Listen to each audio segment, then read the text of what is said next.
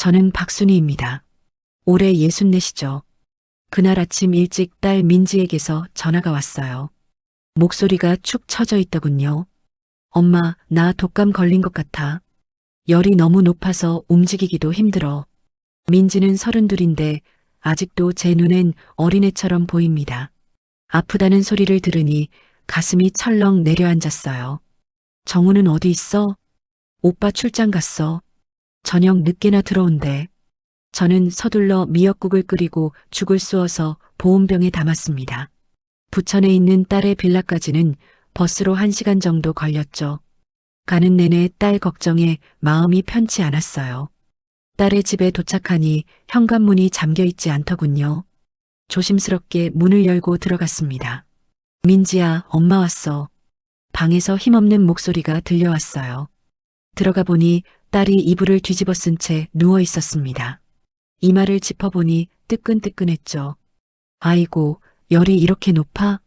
저는 서둘러 찬물 수건으로 딸의 이마를 닦아주고 해열제를 꺼냈습니다. 민지는 약을 먹고 다시 눈을 감았어요. 얼굴이 창백해서 보기에 안쓰러웠죠. 엄마가 죽 끓여줄게. 조금 있다 깨워줄게. 저는 주방으로 갔습니다. 죽을 끓이려면 먼저 냄비가 필요했죠. 싱크대 위에는 보이지 않았어요. 자연스럽게 싱크대 및 수납장 문을 열었습니다. 세제통과 수세미가 가지런히 놓여 있었어요. 냄비를 찾으려고 손을 넣는데 뭔가 이상한 게 만져졌습니다. 세제 뒤쪽에 검은 비닐봉지가 구겨진 채 밀려 있었죠. 처음엔 쓰레기려니 했습니다. 그런데 봉지가 묵직했어요. 안에서 뭔가 딱딱한 게 느껴졌죠. 궁금해서 봉지를 꺼냈습니다. 봉지를 열자 서류 뭉치가 나왔어요. 통장 사본들이 여러 장 보였습니다. 저는 왠지 모를 불안감에 손이 떨리기 시작했죠. 이게 뭘까 싶어서 서류를 펼쳐봤습니다. 첫 번째로 눈에 들어온 건 투자 계약서였어요. 부동산 개발 투자라고 적혀 있었습니다. 회사 도장이 찍혀 있었죠. 다음 계약서는 해외 선물 투자였어요. 그런데 이상했습니다. 회사 도장이 전부 달랐거든요. 이게 대체 뭐지? 저는 손이 떨렸지만 계속 서류를 넘겼습니다. 그리고 작은 수첩 하나가 나왔어요. 표지에 투자금 명세라고 적혀 있었죠. 수첩을 펼치는 순간 숨이 턱 막혔습니다. 이름과 금액이 빼곡하게 적혀 있었어요. 한 줄 한 줄 읽어 내려가는데 손이 점점 더 심하게 떨렸죠. 김영수 1,000만 원, 이정혜 1,500만 원, 박준호 2,000만 원, 최미경 500만 원. 이름들이 계속 이어졌습니다. 20이 넘는 사람들의 이름이 적혀 있었어요. 금액도 천차만별이었죠. 적게는 500만 원, 많게는 3,000만 원까지. 저는 떨리는 손으로 대충 계산해 봤습니다. 총액이 4억 원을 훌쩍 넘었어요. 어마어마한 금액이었죠. 그런데 다음 페이지를 넘기는 순간 심장이 멎는 줄 알았습니다. 김옥순이라는 이름이 보였거든요. 제 오랜 친구인 김 여사였어요. 금액은 2천만 원이라고 적혀 있었습니다. 이게 무슨 일이야? 몇 달 전 김 여사가 자랑스럽게 말했던 게 기억났어요. 순이야, 내 사위가 정말 괜찮은 사람이더라. 좋은 투자처를 소개해줘서 목돈 좀 넣었어. 그때는 그저 딸의 남편이 잘해준다고 생각하며 뿌듯했었죠. 그런데 지금 이 수첩을 보니 전혀 다른 의미로 다가왔습니다. 저는 다시 서류를 뒤졌어요. 그리고 더 충격적인 것들을 발견했습니다. 채무 독촉장이었어요. 여러 장이 끼어 있었죠. 약정한 날짜까지 투자 원금과 수익금을 지급하지 않았으니 즉시 입금하라. 내용 증명도 있었습니다. 법률 용어가 빼곡했어요. 읽으면 읽을수록 등골이 오싹해졌죠. 더 이상 연락을 회피할 시 법적 조치를 취하겠습니다. 손이 떨려서 서류가 바닥에 떨어질 뻔했어요. 저는 억지로 정신을 붙들고 계속 확인했습니다. 변호사 상담 메모지도 나왔죠. 거기에는 형사고소 가능성이라는 문구가 붉은 펜으로 굵게 밑줄 쳐져 있었어요. 사기죄, 횡령죄 같은 단어들이 보였습니다. 머릿속이 하얘졌습니다. 식은땀이 등줄기를 타고 흘러내렸어요. 무릎에 힘이 풀려서 주저앉을 것 같았죠. 사위가 사기를 친 거야? 이 많은 사람들한테 돈을 받아먹고? 김 여사의 얼굴이 떠올랐습니다. 제 친구가 2천만 원이나 당했다는 게 믿기지 않았어요. 다른 이름들도 하나씩 눈에 들어왔습니다. 혹시 제가 아는 사람들이 더 있을까요? 손이 덜덜 떨렸습니다. 그런데 더 큰 두려움이 밀려왔어요. 민지는? 민지도 알고 있는 거야? 만약 딸이 이 일에 연루되어 있다면 어떻게 되는 걸까요? 공범으로 몰리는 건 아닐까요? 경찰이 와서 딸을 데려가는 건 아닐까요? 상상만으로도 숨이 막혔습니다. 제 딸은 절대 그런 아이가 아니에요. 남한테 피해주는 걸 싫어하는 착한 애죠. 그런데 남편이 이런 짓을 했다면 법적으로는 어떻게 되는 걸까요? 온몸이 사시나무 떨듯 떨렸습니다. 서류를 쥔 손에서 땀이 흘렀어요. 정신이 아득해졌죠. 방에서 딸이 기침하는 소리가 들렸습니다. 저는 화들짝 정신을 차렸어요. 서둘러 서류를 다시 봉지에 넣었습니다. 손이 떨려서 제대로 넣기도 힘들었죠.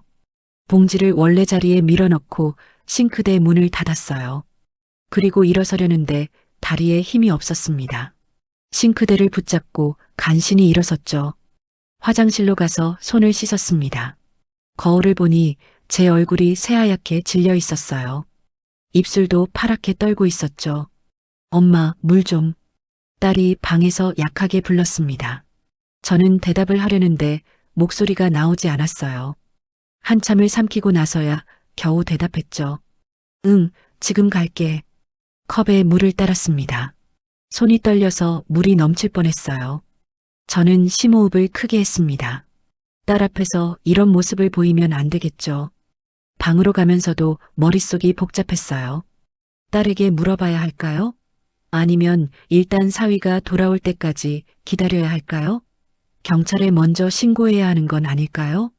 온갖 생각이 머릿속을 휘젓고 다녔습니다. 딸을 어떻게 지켜야 할지, 이 상황을 어떻게 해결해야 할지 도무지 감이 잡히지 않았어요. 문을 열고 방에 들어갔습니다. 민지는 여전히 창백한 얼굴로 누워 있었죠. 저는 떨리는 손으로 물컵을 딸에게 건넸습니다. 딸이 물을 마시는 모습을 보면서 저는 눈물이 핑 돌았어요. 이 아이를 어떻게든 지켜내야 한다는 생각뿐이었습니다. 딸이 물을 다 마시고 컵을 내려놓았습니다. 저는 침대 옆에 앉아 딸의 얼굴을 바라봤어요. 열 때문에 볼이 붉게 상기되어 있었죠. 그런데 가만히 있을 수가 없었습니다.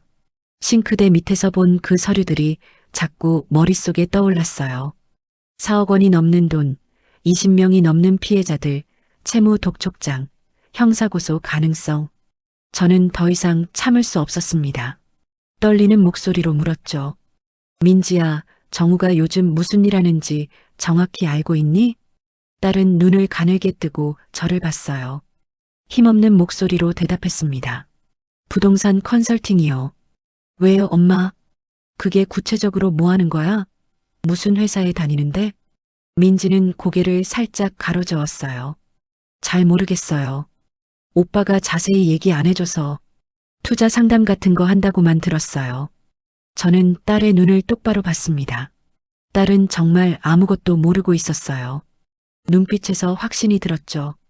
이 아이는 남편이 무슨 짓을 하는지 전혀 모르고 있었습니다. 안도감과 동시에 두려움이 밀려왔어요. 딸이 모른다는 건 다행이지만 그럼 이제 어떻게 해야 할까요? 남편이 저녁에 돌아오면 어떻게 되는 걸까요? 저는 심호흡을 크게 했습니다. 결정을 내려야 했어요. 더 이상 망설일 시간이 없었죠. 민지야. 네, 엄마.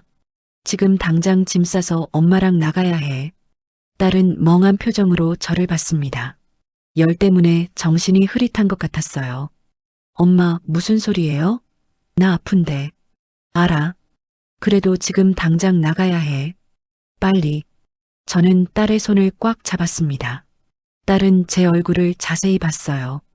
창백하게 질린 얼굴, 떨리는 입술, 두려움에 가득 찬 눈빛을 봤을 겁니다. 엄마, 무슨 일 있어요? 왜 그래요? 딸의 목소리에 불안이 묻어났어요. 저는 일어서서 주방으로 향했습니다. 잠깐만 기다려봐. 싱크대 및 수납장을 다시 열었어요. 검은 봉지를 꺼내 들고 방으로 돌아갔습니다. 딸은 침대에서 일어나 앉아 있었죠. 이게 뭔지 아니? 저는 봉지를 딸 앞에 내밀었습니다. 민지는 고개를 저었어요. 처음 보는 표정이었죠. 저는 봉지에서 서류들을 꺼냈습니다. 투자계약서, 통장사본, 수첩을 하나씩 딸 앞에 펼쳤어요. 민지는 서류를 집어들었습니다. 눈을 크게 뜨고 읽기 시작했죠. 점점 얼굴에서 혈색이 빠져나갔어요. 이게 뭐예요? 딸의 손이 떨리기 시작했습니다. 투자금 명세 수첩을 펼쳐보더니 숨을 헐떡였죠. 엄마, 이 사람들 누구예요? 이 돈은 다 뭐예요? 내가 아는 사람들 있니? 민지는 계속 수첩을 넘겼어요. 그러다 어느 페이지에서 멈췄습니다.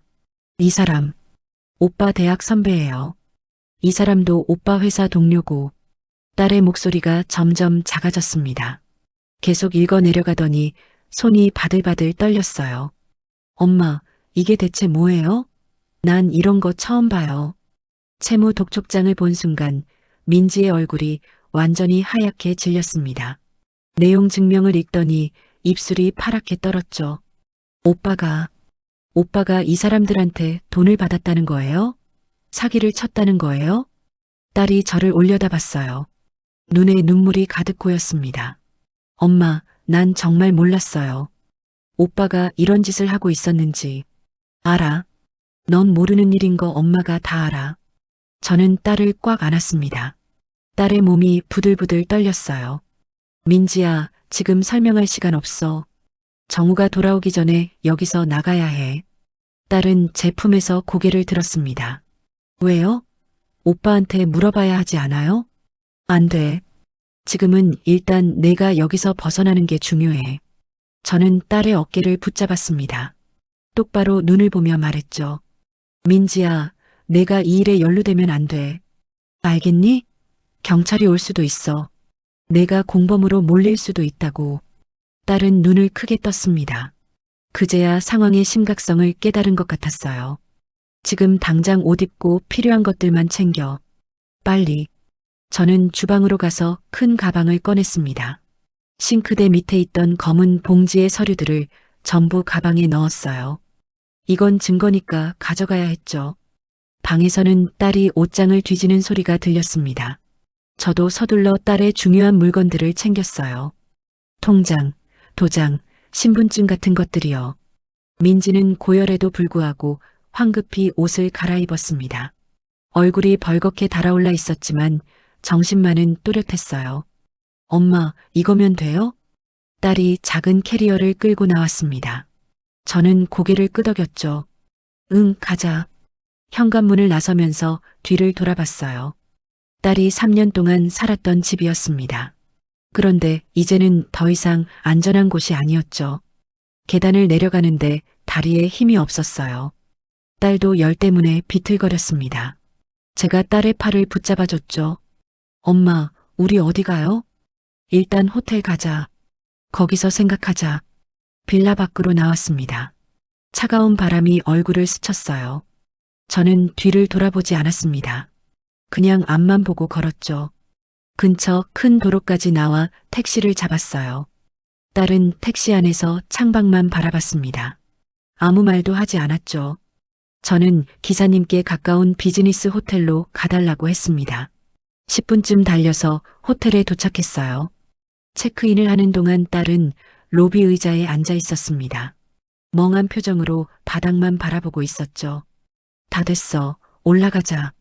엘리베이터를 타고 3층으로 올라갔습니다. 복도를 지나 방 앞에 섰어요.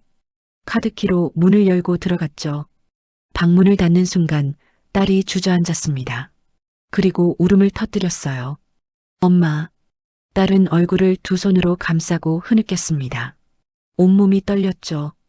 고열과 충격이 한꺼번에 몰려온 것 같았어요. 난 정말 몰랐어요. 오빠가 이런 짓을 하고 있었는지. 어떻게 나한테 이럴 수가 있어요? 저는 딸을 일으켜 침대에 앉혔습니다. 딸의 등을 쓰다듬어 줬어요. 울지 마. 괜찮아. 엄마가 다 해결할 거야. 그렇게 말은 했지만 솔직히 저도 어떻게 해야 할지 막막했습니다. 그저 딸을 보호해야 한다는 생각뿐이었죠. 민지는 한참을 울었어요. 저는 그저 옆에서 딸을 안고 있었습니다. 창밖으로는 어둠이 내리고 있었어요. 정우가 집에 돌아갔을 겁니다. 아내와 장모가 사라진 걸 알았겠죠. 싱크대 밑 봉지가 없어진 것도 확인했을 거예요. 저는 가방을 꺼내 검은 봉지의 서류들을 다시 꺼냈습니다. 하나하나 펼쳐서 확인했죠. 이게 전부 증거였어요. 민지야. 딸이 고개를 들었습니다. 눈이 퉁퉁 부어 있었어요. 엄마가 경찰에 신고할 거야. 딸은 눈을 크게 떴습니다. 내가 연루되면 안 돼. 지금 바로 신고해야 해. 내가 아무것도 몰랐다는 걸 증명해야 한다고. 민지는 고개를 천천히 끄덕였습니다. 저는 핸드폰을 꺼냈어요. 112를 눌렀죠. 손이 떨렸지만 꾹 참았습니다. 이제 돌아갈 수 없는 강을 건너는 거였어요. 전화기를 귀에 댔습니다. 신호음이 울렸어요. 한 번, 두 번. 112 신고 센터입니다. 무슨 일이십니까? 목소리가 나오지 않았어요. 저는 목을 가다듬었습니다. 저 사기 사건을 신고하려고 합니다. 네, 말씀하세요. 제 사위가 많은 사람들한테 투자금을 받고 돌려주지 않았어요. 증거 서류도 있습니다. 상담원은 침착하게 물었죠. 사위의 이름, 주소, 대략적인 피해 규모를 물었습니다. 저는 떨리는 목소리로 하나하나 대답했어요. 내일 오전에 경찰관이 찾아가겠습니다. 계신 곳 주소 알려주세요. 저는 호텔 주소를 알려줬습니다. 전화를 끊고 나니 온몸에서 힘이 빠졌어요. 민지는 침대에 앉아 멍하니 벽만 바라보고 있었습니다. 고열로 뺨이 벌겋게 달아올라 있었죠. 민지야, 약 먹어야지. 저는 가방에서 해열제를 꺼냈습니다. 딸에게 물과 함께 건넸어요. 민지는 기계적으로 약을 삼켰죠. 엄마, 오빠한테 연락 왔어요? 딸이 작은 목소리로 물었습니다. 저는 고개를 저었어요. 핸드폰 꺼놔. 지금은 연락하면 안 돼. 민지는 핸드폰을 보더니 전원을 껐습니다.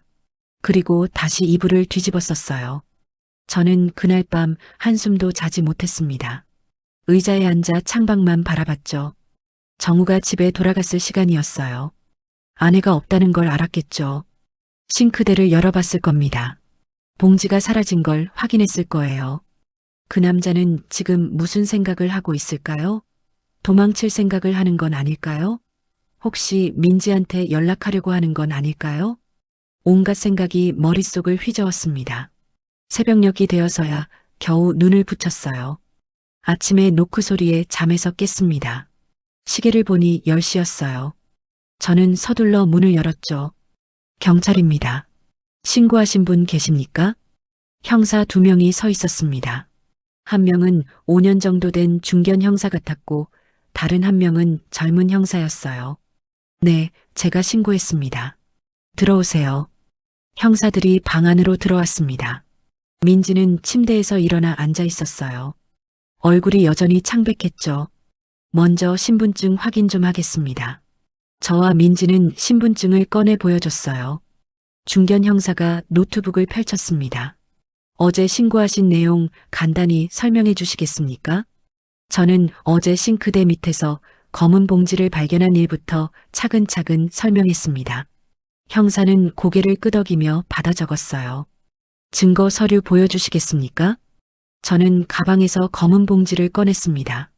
서류들을 하나씩 펼쳐 보였죠. 투자계약서, 통장사본, 투자금 명세수첩, 채무 독촉장, 내용 증명까지. 형사는 서류를 꼼꼼히 살펴봤습니다. 점점 표정이 굳어지더군요. 이거 전형적인 다단계 투자 사기 수법이네요. 젊은 형사가 수첩을 보며 말했습니다. 23명의 이름을 하나하나 확인했어요. 피해액이 상당하네요. 대충 봐도 4억은 넘을 것 같은데. 중견 형사가 민지를 봤습니다. 부인께서는 남편분이 이런 일을 하는 걸 알고 계셨습니까? 민지는 고개를 세차게 저었어요. 전혀 몰랐어요. 오빠가 부동산 컨설팅 일한다고만 들었어요. 이런 서류는 처음 봤습니다. 남편분이 집에 돈을 많이 가져왔습니까? 갑자기 생활 수준이 높아진다거나 하는 건 없었나요? 민지는 생각하더니 대답했어요. 작년에 차를 새로 샀어요. 수입차였는데 회사 영업용이라고 했어요. 그리고 가끔 해외여행도 갔고요. 혼자 가셨습니까? 아니요, 같이 갔어요. 오빠가 일도 겸해서 간다고 해서요. 형사는 고개를 끄덕였습니다. 뭔가 적더니 다시 물었죠. 남편분 연락처 알려주실 수 있습니까? 민지는 핸드폰을 켜서 정우의 번호를 알려줬어요. 회사 주소도 알려줬습니다. 지금 남편분은 어디 계십니까? 어제 출장 간다고 했어요. 오늘 돌아온다고 했고요. 형사는 서류를 다시 한번 훑어봤습니다. 이 서류들 전부 저희가 가져가야 합니다. 증거로 제출해야 하니까요. 네, 그러세요. 저는 봉지를 통째로 건넸습니다. 형사는 비닐 증거 봉투에 서류들을 넣었어요. 부인께서는 남편분과 재산을 공유하고 계십니까? 공동명의 통장이나 부동산 같은 거요. 집은 오빠 명의예요. 통장은 따로 쓰고 있고요. 다행이네요. 나중에 재산 압류 들어가면 공동 명의는 다 묶이거든요. 형사의 말에 민지의 얼굴이 더 창백해졌어요. 중견 형사가 저를 봤습니다. 어머님께서 발견하신 게 정말 다행입니다. 늦었으면 피해가 더 커졌을 거예요. 그럼 이제 어떻게 되는 겁니까? 일단 남편분을 소환해서 조사하겠습니다. 증거가 명확하니까 구속영장 청구할 가능성이 높아요. 구속이라는 말에 민지가 움찔했습니다. 손으로 얼굴을 감쌌죠. 형사들은 서류를 다 챙기고 일어섰어요. 연락처 남겨주세요. 수사 진행되면 연락드리겠습니다. 그리고 부인께서는 절대 남편분과 연락하지 마세요. 증거인멸 우려가 있으니까요. 네, 알겠습니다. 형사들이 나간 뒤 방안이 조용해졌습니다. 민지는 침대에 주저앉아 또 울기 시작했어요. 엄마, 어떻게 이럴 수가 있어요? 3년 동안 같이 살았는데 난 정말 아무것도 몰랐어요. 저는 딸을 안아줬습니다. 등을 토닥여주면서 말했죠. 괜찮아. 내 잘못이 아니야. 넌 아무 잘못도 안 했어. 이틀이 지났습니다. 호텔에서 나와 저는 급하게 작은 원룸을 얻었어요. 딸과 함께 지낼 곳이 필요했으니까요. 그날 오후 형사에게서 전화가 왔습니다. 어머님, 남편분 체포됐습니다. 오늘 아침 출근길에 긴급 체포했어요. 가슴이 철렁했지만 동시에 안도감도 들었어요. 사기 및 업무상 횡령 혐의로 구속영장 청구했습니다. 내일 영장실질 심사받을 겁니다. 네, 알겠습니다. 전화를 끊고 민지에게 말했어요. 딸은 아무 말도 하지 않았습니다. 그저 창밖만 바라볼 뿐이었죠. 며칠 후 형사에게서 다시 연락이 왔습니다. 수사 결과가 나왔다고 했어요. 정우 씨가 3년 동안 지인들한테서 총 4억 8천만 원을 받았습니다. 투자금 명목이었죠. 그 돈은 어디에 썼습니까? 개인적으로 다 써버렸어요. 수입차 구입, 해외여행, 도박, 유흥비 등등. 투자 수익은 한 푼도 지급하지 않았고요. 형사의 목소리가 차갑게 식어 있었어요. 더 악질적인 건 돌려막기를 했다는 겁니다. 나중에 투자한 사람들 돈으로 먼저 투자한 사람들한테 일부만 돌려줬어요. 전형적인 폰지 사기죠. 저는 숨이 막혔습니다. 4억 8천만 원이라니. 피해자가 총 23명입니다. 직장 동료, 대학 선후배, 친척들까지 다 포함되어 있어요. 제 친구도 거기 포함되어 있나요? 김옥순이라고. 네, 계시네요. 2천만 원 피해 보셨습니다. 저는 눈앞이 캄캄해졌어요. 김 여사에게 뭐라고 말해야 할까요? 구속영장 발부됐습니다. 당분간은 구치소에 있을 겁니다. 네, 감사합니다. 전화를 끊고 민지를 봤어요. 딸은 이불 속에 파묻혀 있었습니다. 민지야, 들었지? 네. 작은 목소리였어요. 이제 재판받을 거야. 민지는 대답하지 않았습니다. 저는 딸의 등을 쓰다듬어 줬어요. 이제 시작일 뿐이었죠. 일주일이 지났습니다. 민지의 독감은 나았어요. 열도 내렸고 기침도 멈췄죠.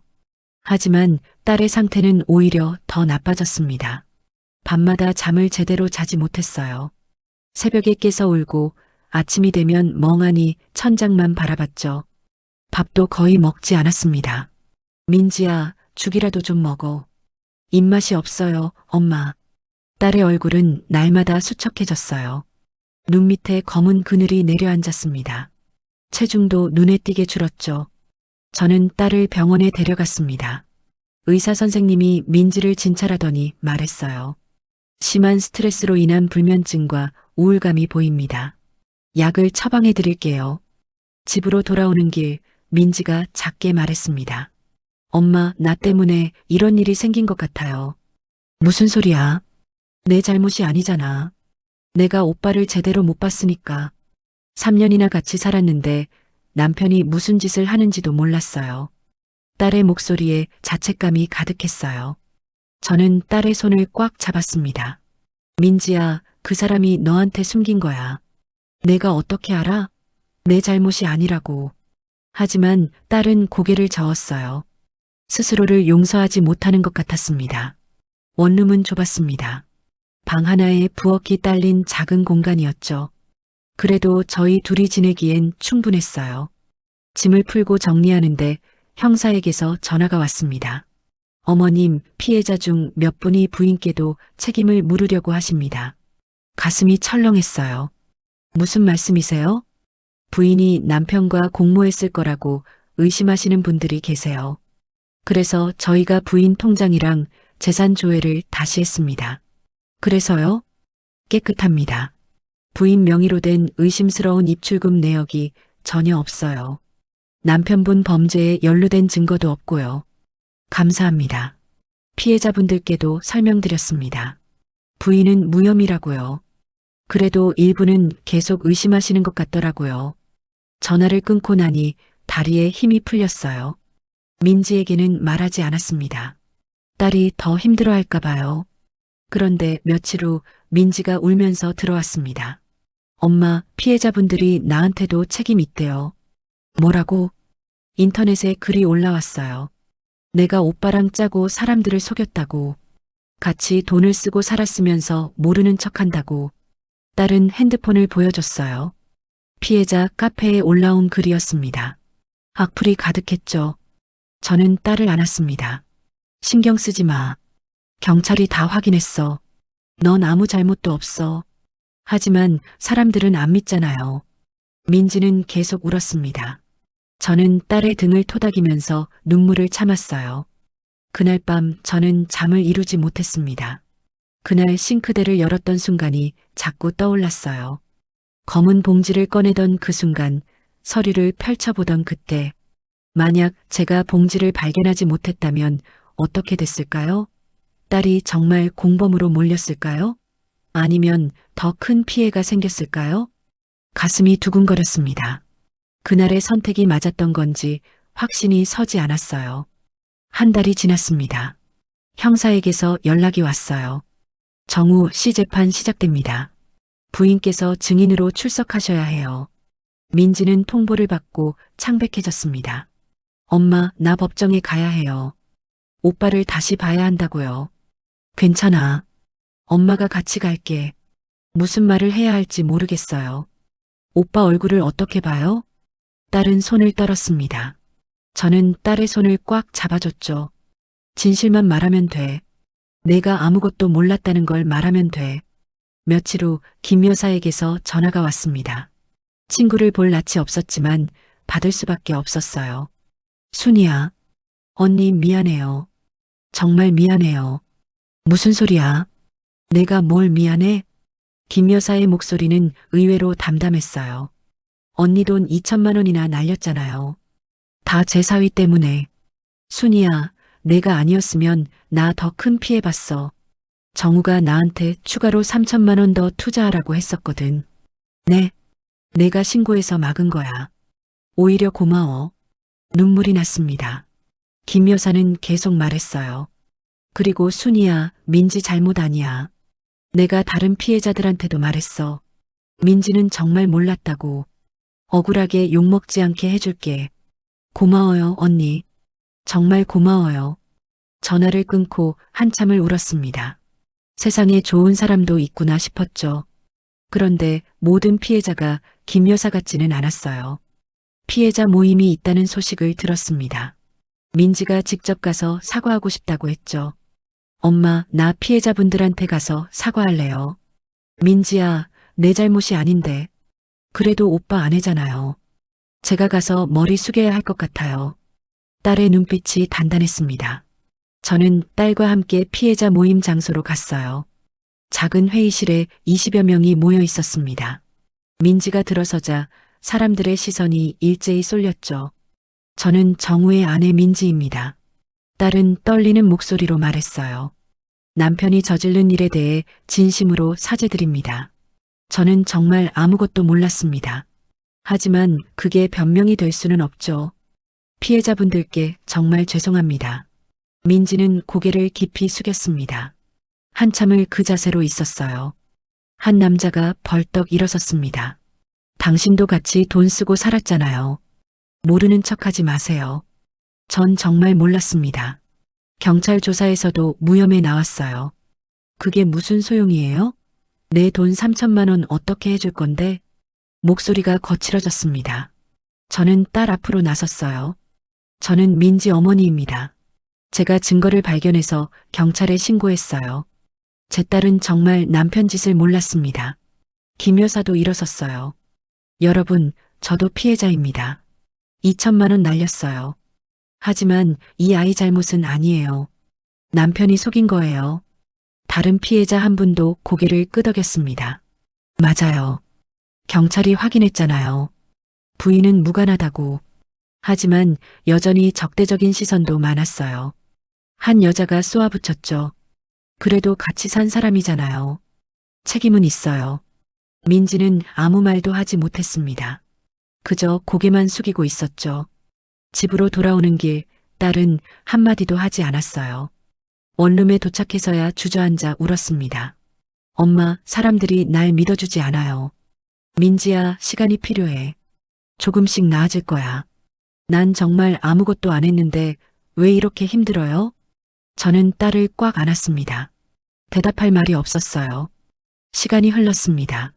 민지는 조금씩 일상을 되찾으려 노력했어요. 집 근처 작은 카페에서 아르바이트를 시작했죠. 엄마, 일하면서 정신 좀 차릴 수 있을 것 같아요. 힘들면 언제든지 그만둬도 돼. 괜찮아요. 집에만 있으면 자꾸 나쁜 생각만 들어요. 딸은 매일 카페에 나갔습니다. 커피를 내리고 손님을 응대했죠. 처음엔 힘들어했지만 점점 익숙해졌어요. 저는 원룸에서 딸을 기다렸습니다. 저녁이 되면 함께 밥을 먹었죠. 대화는 많지 않았지만 그래도 함께 있다는 것만으로 위안이 됐어요. 재판 날짜가 다가왔습니다. 저희는 서로를 의지하며 그날을 기다렸죠. 앞으로 어떻게 될지 몰랐지만 함께라면 이겨낼 수 있을 거라 믿었습니다. 재판 당일 아침이었습니다. 저는 민지를 깨웠어요. 민지야, 일어나야지. 오늘 재판 있잖아. 딸은 눈을 뜨더니 천장만 바라봤습니다.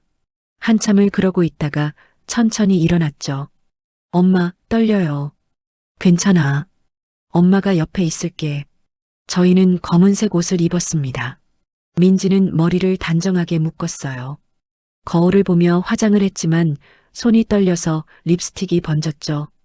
법원까지는 지하철로 40분 걸렸습니다. 가는 내내 말이 없었어요. 민지는 핸드폰만 들여다봤습니다. 법원 앞에 도착하니 피해자들이 모여 있었어요. 저희를 보더니 수군거렸습니다. 민지는 고개를 푹 숙였죠.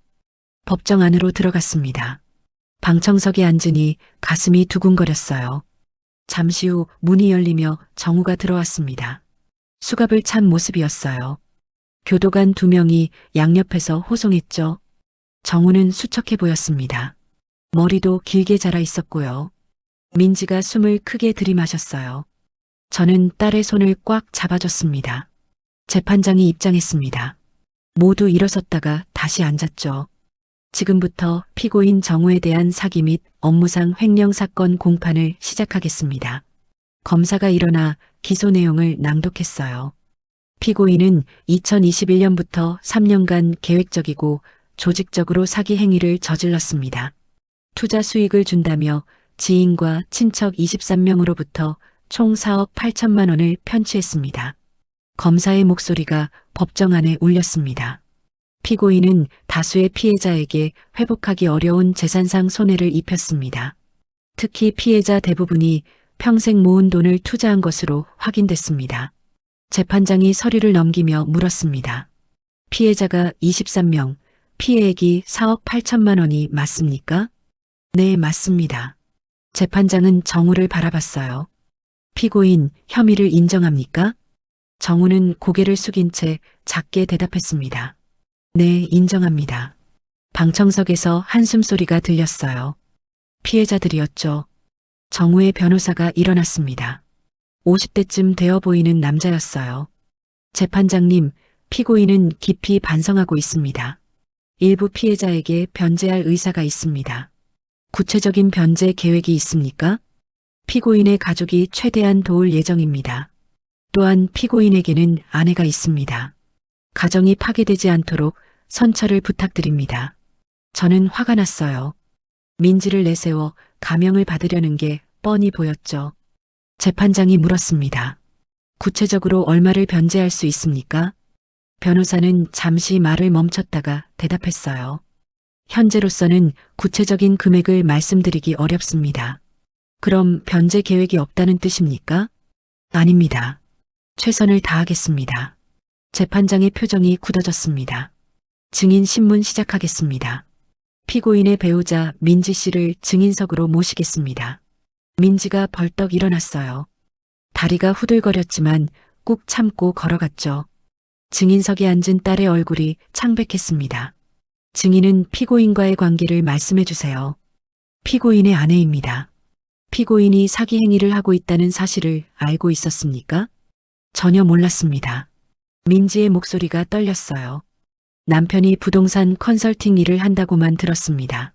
구체적으로 무슨 일을 하는지 물어봐도 자세히 말해주지 않았어요.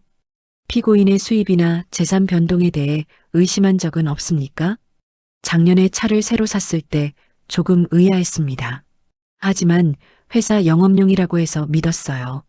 재판장이 고개를 끄덕였습니다. 피해자분들께 하실 말씀 있습니까? 민지는 눈물을 글썽이며 말했어요. 피해자분들께 진심으로 사죄드립니다. 제가 남편을 제대로 보지 못해서 이런 일이 생겼습니다. 정말 죄송합니다. 딸은 고개를 깊이 숙였습니다. 눈물이 뚝뚝 떨어졌죠. 그때 정우와 민지의 눈이 마주쳤습니다. 딸은 남편을 똑바로 봤어요. 하지만 정우는 고개를 돌려버렸습니다. 민지의 얼굴에서 모든 표정이 사라졌어요. 저는 그 순간을 봤습니다. 딸이 남편을 완전히 놓아버린 순간을요. 증인석에서 내려온 민지는 제 옆에 앉았습니다. 아무 말도 하지 않았죠. 이번엔 피해자 증인 신문이 시작됐습니다. 첫 번째 증인은 60대 남자였어요. 저는 정우의 대학 선배입니다. 5년 전부터 알고 지냈죠. 피고인과 어떻게 투자 계약을 하게 됐습니까? 정우가 좋은 투자처가 있다고 했습니다. 부동산 개발 사업이라고 했어요. 1년 후 20% 수익을 보장한다고 해서 3천만 원을 맡겼습니다. 수익을 받으셨습니까? 처음 6개월은 받았어요. 그런데 그 후로는 연락이 안 됐습니다. 전화도 안 받고 문자도 답이 없었어요. 남자의 목소리가 떨렸습니다. 평생 모은 돈이었습니다. 아내 몰래 맡긴 거라 집에서도 난리가 났어요. 정우를 믿었는데 완전히 배신당했습니다. 방청석에서 훌쩍이는 소리가 들렸어요. 두 번째 증인은 40대 여자였습니다. 저는 정우 회사 동료였습니다. 같이 일하면서 친하게 지냈어요. 피해 금액이 얼마입니까? 2천만 원입니다. 아이 교육비로 모아둔 돈이었어요. 여자가 울먹였습니다. 정우가 확실하다고 했어요. 정부 지원 사업이라서 안전하다고. 그 말을 믿고 맡겼는데 여자는 더 이상 말을 잇지 못했습니다. 재판장이 휴지를 건넸죠. 증인 신문이 계속됐습니다. 한 명 한 명의 이야기를 들을 때마다 가슴이 아팠어요. 모두 정우를 믿었던 사람들이었죠. 검사가 증거 자료를 제출했습니다. 피고인의 통장 거래 내역입니다. 투자금으로 받은 돈이 어디에 쓰였는지 확인해 주시기 바랍니다. 화면에 자료가 떴어요. 고급 외제차 구입 7천만 원, 호텔 카지노 사용 내역 3천만 원, 유흥업소 사용 내역 2천만 원. 방청석에서 탄식이 흘러나왔습니다. 엄청나네. 저런데 다 썼구나. 민지는 눈을 감았어요. 손으로 얼굴을 가렸습니다. 검사가 최후 의견을 진술했습니다. 피고인은 지인들의 신뢰를 악용했습니다. 변제 능력도 의지도 없으면서 계속해서 투자금을 모집했죠. 전형적인 폰지 사기입니다. 검사는 정우를 똑바로 봤어요. 피고인은 받은 돈을 개인 유흥과 도박에 탕진했습니다. 피해자들은 평생 모은 돈을 잃었고 가정이 파괴됐습니다. 이는 악질적인 범죄입니다. 검찰은 피고인에게 징역 7년을 구형합니다. 방청석이 술렁였어요. 7년이라는 숫자가 울렸죠. 재판장이 정우에게 물었습니다. 피고인, 최후 진술하시겠습니까? 정우가 일어났습니다. 고개를 숙인 채 말했어요. 죄송합니다. 그게 다였어요. 정우는 다시 앉았습니다. 재판장이 물었죠. 그게 전부입니까? 피해자들께 하실 말씀이나 구체적인 변제 계획은 없습니까? 죄송합니다. 정말 죄송합니다. 정우는 같은 말만 반복했습니다. 구체적인 반성이나 피해 회복 방안은 없었죠. 재판장이 한숨을 쉬었습니다. 선고 기일은 한 달 후입니다. 패정하겠습니다. 재판이 끝났습니다. 사람들이 일어나 법정을 빠져나갔어요. 민지는 자리에서 일어나지 못했습니다. 멍하니 앞만 바라보고 있었죠. 민지야, 나가자. 엄마. 응? 나 이혼할래요. 딸의 목소리는 단호했습니다. 더 이상 저 사람 아내로 살 수 없어요. 오늘 법정에서 다 끝났어요. 저는 딸을 안았습니다. 그래, 내가 원하는 대로 해. 엄마가 도와줄게. 법원을 나오며 민지가 말했어요. 법률구조공단 가봐야겠어요. 이혼 절차 알아보려고요. 그래, 같이 가자. 저희는 법원 건물을 나왔습니다. 하늘이 흐렸어요. 곧 비가 올 것 같았죠. 하지만 딸의 표정은 전보다 조금 밝아 보였습니다. 한 달이 흘렀습니다. 선고일이 다가왔어요. 저와 민지는 다시 법원으로 향했죠. 이번엔 피해자들이 더 많이 왔습니다. 방청석이 거의 다 찼어요. 모두 정우의 형량에 관심이 있었죠. 재판장이 입장했습니다. 정우가 들어왔어요. 여전히 수갑을 차고 있었죠. 지금부터 선고를 시작하겠습니다. 법정이 조용해졌습니다. 재판장이 판결문을 펼쳤어요. 피고인 정우는 3년간 지인과 친척 23명으로부터 총 4억 8천만 원을 편취했습니다. 재판장의 목소리가 법정에 울렸어요. 피고인은 투자 수익을 준다며 신뢰관계를 악용했습니다. 받은 돈은 개인 유흥과 도박에 사용했고 피해자들에게 한 푼도 변제하지 않았습니다. 정우는 고개를 숙인 채 듣고 있었어요. 피고인은 재판 과정에서 구체적인 반성이나 피해 회복 의지를 보이지 않았습니다. 단순히 죄송하다는 말만 반복했을 뿐입니다. 재판장이 정우를 똑바로 봤습니다. 이는 매우 악질적인 범죄입니다. 피해자들은 평생 모은 돈을 잃었고 가정이 파괴됐습니다. 일부는 빚까지 지게 됐습니다. 방청석에서 훌쩍이는 소리가 들렸어요. 따라서 본 재판부는 피고인에게 징역 5년 6개월을 선고합니다. 민지가 숨을 크게 들이마셨어요. 저도 긴장했죠. 그리고 추징금 4억 8천만 원을 선고합니다. 정우의 얼굴이 창백해졌습니다. 5년 6개월이라는 말이 믿기지 않는다는 표이였죠. 재판장이 계속 말했어요. 피고인은 지인들의 신뢰를 악용해 거액을 편취했습니다. 진정한 반성이 보이지 않았고 피해 회복 노력도 전혀 없었습니다. 이상 선고를 마치겠습니다. 망치 소리가 울렸어요. 정우의 변호사가 급히 뭔가 속삭였습니다. 정우는 고개를 끄덕이더니 소리쳤어요. 항소하겠습니다. 재판장이 고개를 끄덕였습니다. 항소 기간은 일주일입니다. 정우는 교도관에게 끌려나갔어요. 한 번도 뒤를 돌아보지 않았죠. 민지는 아무 표정이 없었습니다. 저는 딸을 봤어요. 민지야, 괜찮아? 네, 괜찮아요. 아무 느낌도 안 나요. 딸의 목소리는 담담했습니다. 이미 남편에 대한 모든 감정이 사라진 것 같았어요. 법원을 나오는데 피해자 한 분이 다가왔습니다. 5년 6개월이라니 너무 짧은 거 아닙니까? 그래도 실형 받았으니 다행이에요. 다른 피해자가 말했죠. 사람들은 각자 복잡한 표정으로 흩어졌어요. 집으로 돌아오는 길 민지가 말했습니다. 엄마, 오빠가 항소한대요. 그렇더라. 의미 없을 거예요. 증거가 너무 명확하니까. 민지는 창밖을 바라봤어요. 나도 이혼 소송 본격적으로 준비해야겠어요. 며칠 후 저희는 법률구조공단을 찾아갔습니다. 상담 변호사가 민지의 이야기를 들었어요. 남편분이 형사범죄로 유죄 판결 받았으니 이혼 사유가 명확하네요. 소송 기간은 얼마나 걸립니까? 보통 6개월 정도 걸립니다. 상대방이 응하지 않으면 조금 더 걸릴 수도 있고요. 변호사는 서류를 작성해 줬어요. 민지는 하나하나 서명했습니다. 재산 분할은 어떻게 하실 겁니까? 재산이라고 할 게 없어요. 집은 곧 경매 넘어갈 거고 통장에도 돈이 없대요. 그럼 재산 분할 청구는 하지 않으시겠습니까? 네, 그냥 빨리 이혼만 하고 싶어요. 변호사는 고개를 끄덕였습니다. 위자료는 청구하시겠습니까? 민지는 잠시 생각하더니 고개를 저었어요. 받을 것도 없을 것 같아요. 그냥 깨끗하게 정리하고 싶어요. 일주일 후 이혼 소송이 접수됐습니다. 교도소에 있는 정우에게 서류가 전달됐죠. 한 달이 지났지만 정우는 아무 답변도 하지 않았어요. 변호사가 연락했습니다. 상대방이 응하지 않고 있습니다. 이대로 가면 재판부가 일방적으로 이혼을 인정할 겁니다. 그럼 이혼이 되는 건가요? 네, 배우자가 형사범죄로 실형받았으니 이혼 사유가 명확합니다. 그 사이 정우의 2심 재판이 있었습니다. 저희는 가지 않았어요. 변호사를 통해 소식만 들었죠. 2심에서도 원심 유지됐습니다.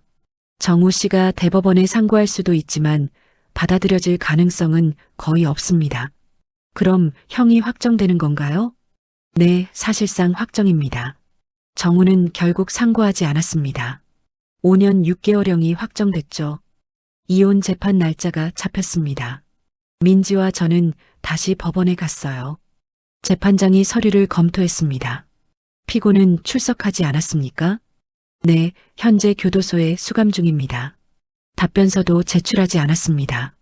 변호사가 대답했어요. 재판장이 민지를 받습니다. 원고께서는 이혼을 원하시는 이유가 무엇입니까? 배우자가 형사범죄로 5년 6개월형을 선고받았습니다. 사기와 횡령으로 많은 사람들에게 피해를 입혔습니다. 민지의 목소리는 단호했어요. 저는 남편의 범죄 사실을 전혀 몰랐습니다. 신뢰가 완전히 무너졌고 더 이상 혼인 관계를 유지할 수 없습니다. 재판장이 고개를 끄덕였습니다. 재산 분할이나 위자료 청구는 하지 않으십니까? 네, 청구하지 않겠습니다. 그냥 이혼만 하고 싶습니다. 재판장은 서류를 검토하더니 말했어요. 피고의 범죄 사실이 명확하고 혼인 관계를 유지하기 어려운 사유가 인정됩니다. 원고의 이혼 청구를 받아들입니다. 망치 소리가 울렸습니다. 그렇게 민지의 결혼 생활이 끝났어요. 판결문을 받아들고 나오는데 민지가 한숨을 쉬었습니다. 끝났네요, 엄마. 그래, 이제 새로 시작하는 거야. 저희는 법원 건물을 나왔어요. 햇살이 따스했습니다. 며칠 후 형사에게서 연락이 왔습니다. 부천 빌라가 경매로 넘어갔습니다. 피해자들에게 배당될 예정입니다. 얼마나 받을 수 있나요? 집값이 1억 5천 정도 나왔는데 대출금 갚고 나면 7천만 원 정도 남습니다. 23명한테 나눠주면 한 사람당 300만 원 정도요. 그게 다예요? 네, 정우 씨명의 재산은 그게 다입니다. 통장에도 돈이 없고요. 한숨이 나왔어요. 4억 8천만 원 피해 중에서 7천만 원밖에 못 돌려받는 겁니다. 20%도 안 되는 금액이었죠. 피해자분들이 많이 실망하시겠어요. 어쩔 수 없습니다. 정우 씨가 다 써버렸으니까요. 전화를 끊고 민지에게 말했어요. 딸은 고개를 떨궜습니다. 피해자분들한테 정말 죄송해요. 내 잘못이 아니야. 그래도 오빠 아내였잖아요. 민지는 눈물을 글썽였어요. 저는 딸을 안아줬습니다. 시간이 흘렀습니다. 이혼 판결문이 정식으로 나왔어요. 민지는 호적에서 정우의 이름을 뗐습니다. 엄마, 이제 정말 끝났어요. 딸이 판결문을 보며 말했어요. 새로 시작하자, 민지야. 네, 새로 시작할게요. 저희는 원룸 창문을 활짝 열었습니다.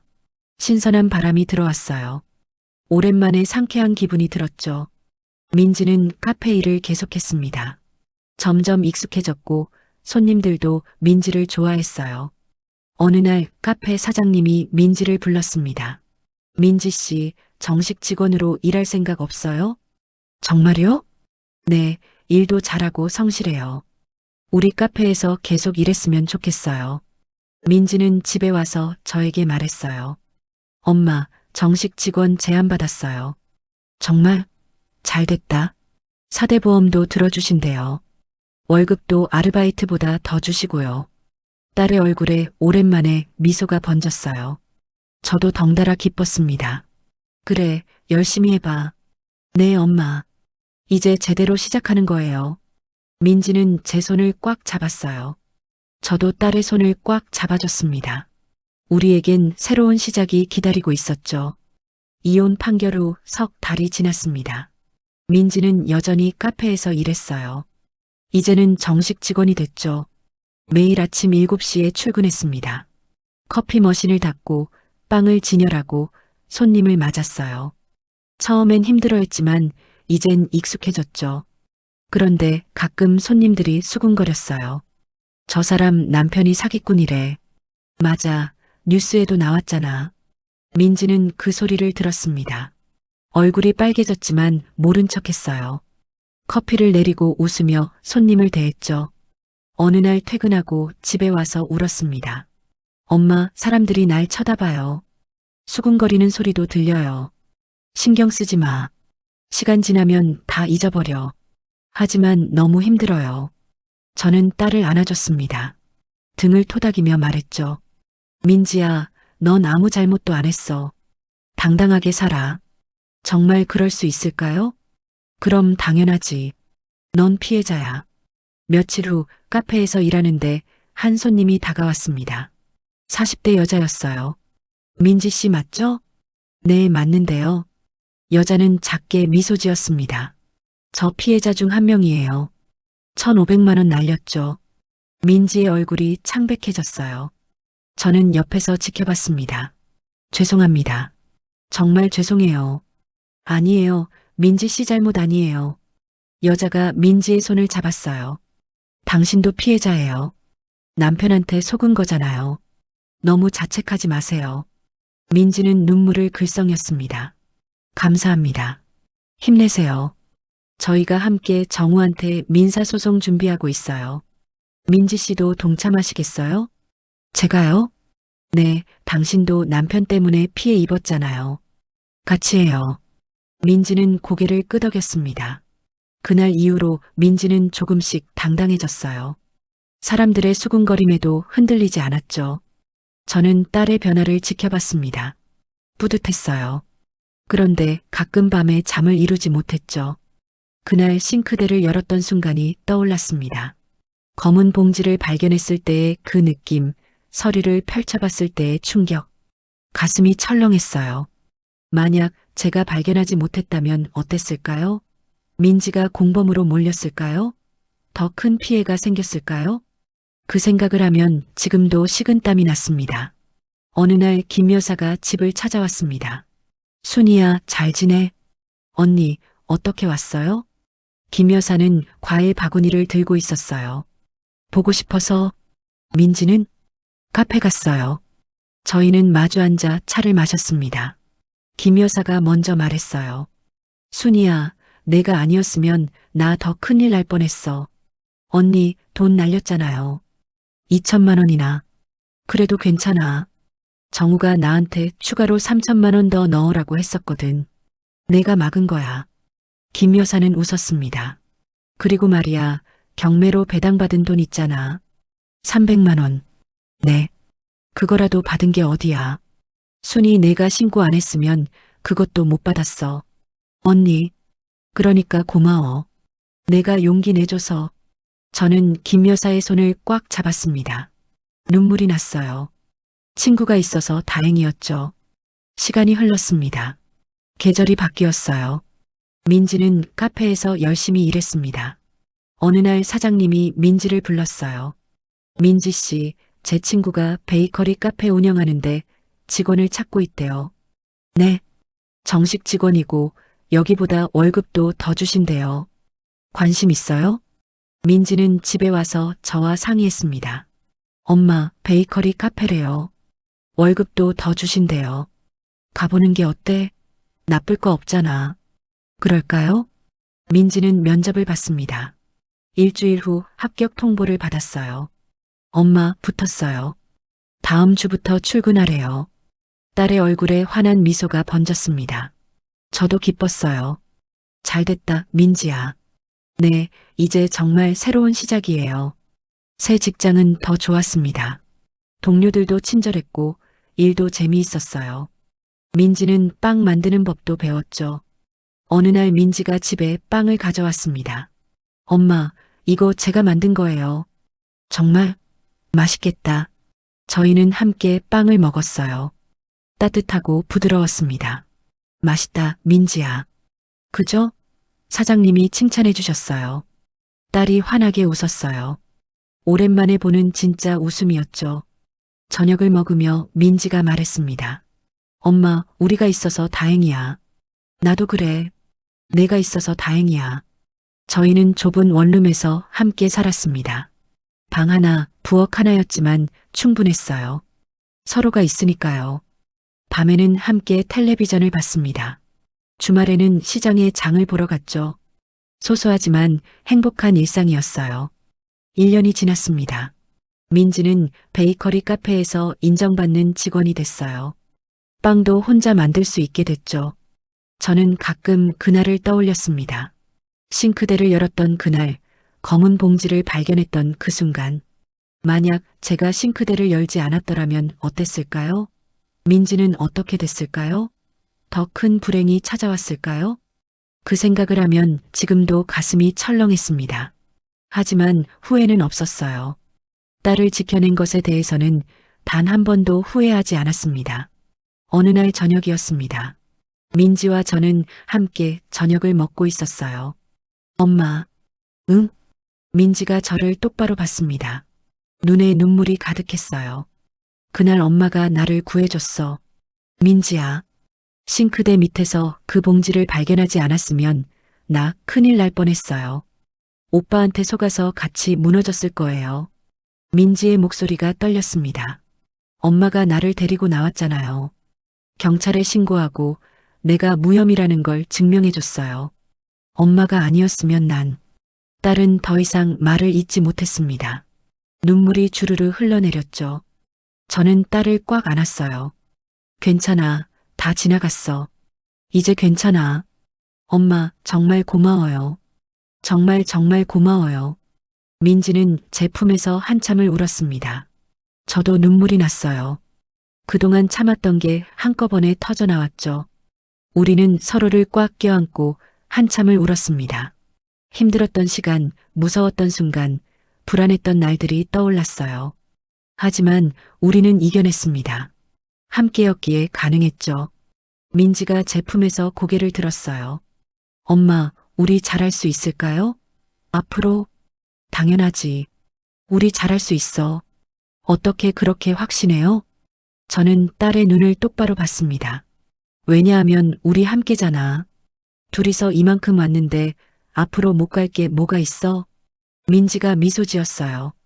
눈물 자국이 남아 있었지만 환한 미소였습니다. 맞아요. 우리 함께니까. 저희는 다시 한번 꽉 껴안았습니다. 창밖으로 별이 빛나고 있었어요. 좁은 원룸이었지만 따뜻했습니다. 그날 밤 저는 오랜만에 편하게 잠들었어요. 악몽도 없었습니다. 그저 평온했죠. 다음 날 아침 일어나니 민지가 아침을 준비하고 있었습니다. 엄마, 일어났어요? 밥 먹어요. 그래, 고마워.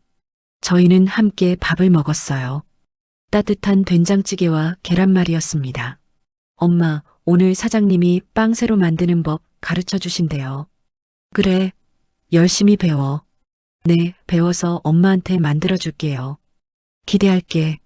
민지는 웃으며 출근 준비를 했습니다. 저는 딸의 뒷모습을 봤어요. 이제는 씩씩해 보였습니다. 문을 나서며 민지가 말했어요.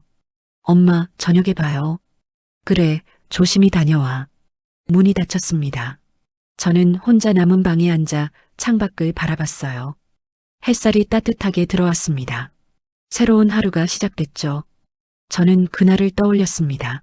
싱크대를 열었던 그 순간을, 그리고 딸을 지키기로 결심했던 그때를.